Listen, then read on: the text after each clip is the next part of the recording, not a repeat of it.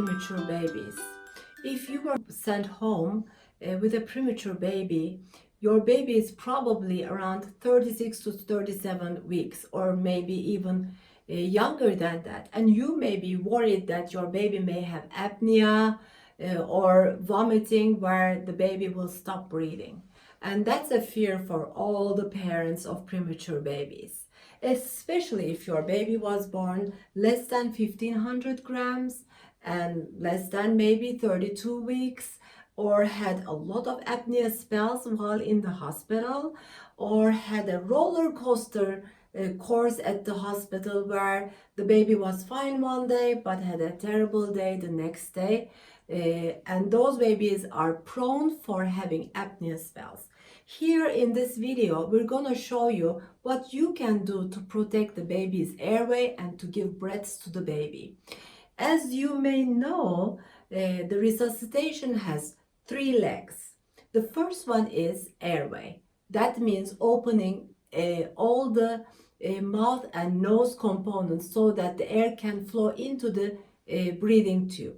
The second one is breaths, so that a person can take breaths and maintain oxygenation. And the third one is the circulation, where the heart is pumping well. For the sake of this video, we're gonna show you the airway opening and giving breaths to the baby. But please do not consider this as a full course resuscitation where you will be learning everything from A, B to C. Now let's go to how to prepare if there is any problems, any emergencies at home with your preterm baby having an apnea.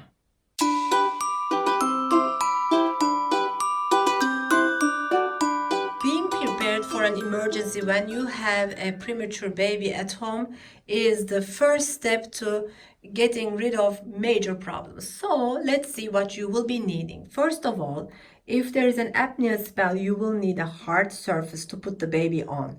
Then you will need several sheets of gauzes for cleaning the mouth. And then you will need a shoulder support, which can be a thin towel which you will put right under the shoulders so that you will keep the baby's head looking right up to the ceiling, not very flexed or not super extended, so that the airway can remain open while you do these procedures. Then you will have to clean the mouth.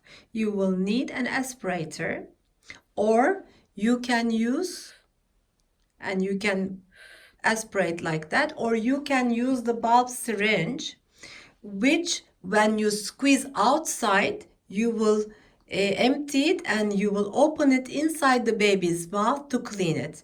Then after you squeeze it outside several times, then squeeze again and put it in the baby's mouth and release.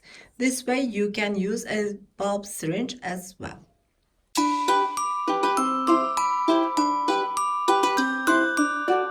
You found your baby not breathing, and you found the baby actually had vomited a lot of the formula you had just fed. Put the baby on a hard surface and clean the mouth with a gauze, and then put a shoulder towel under the baby's shoulders to keep the baby looking face up right to the ceiling.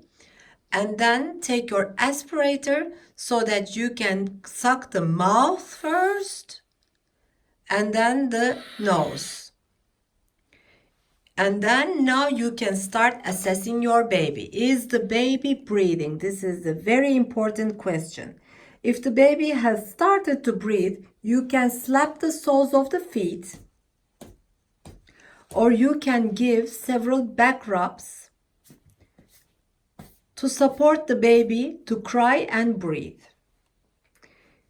If after finding the baby vomited and you clean the mouth and the nose and put the shoulder towel under the baby's shoulders and then assessed and found that the baby was not breathing, then you can give the baby some breaths.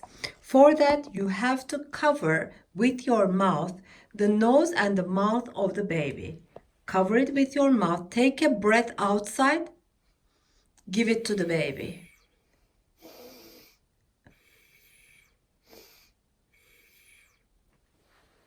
After several breaths, if you find that the baby is breathing again, you can slap the soles for deeper breaths or slap the back, and so that the baby will start breathing. These are emergency procedures which you do at home. If you ever have to do any of this at home, this means there was a serious case of apnea with your baby. Call your emergency department for an ambulance to come to the hospital and take your baby to the closest hospital as soon as possible. We hope you never encounter any issues like these, but if you were ever to do, then we want you to be prepared for any possible apneas that may take place at home.